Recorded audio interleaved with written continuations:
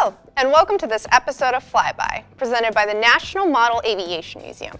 I'm your host, Claire, and today we will be kicking off our Intro to Hobby 101 series with the discipline that started it all.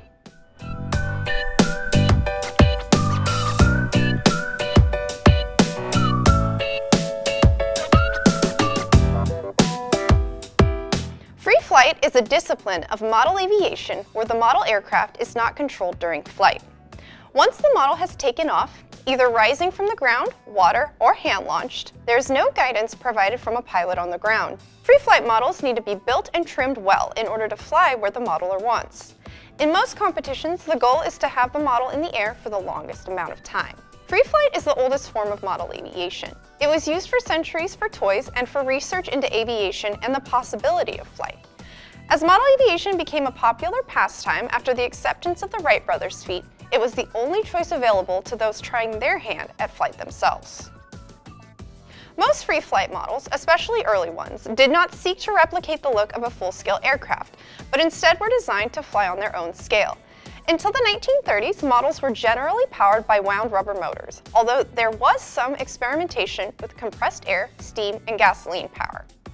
In the early 1930s, commercially produced gasoline-powered engines became viable, and they were common by the end of the decade.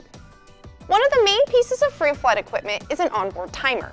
There's a number of different types of timers, but all function to limit the flight time of a model aircraft by either shutting off the engine or activating a dethermalizer to cancel the lift of the wing.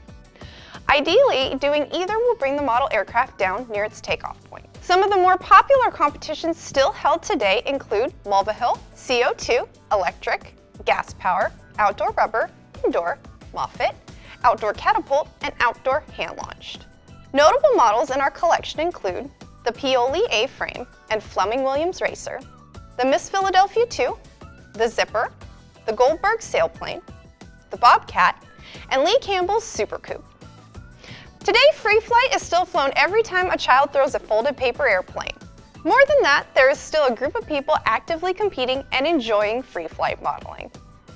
Thank you for tuning in to this episode of Flyby.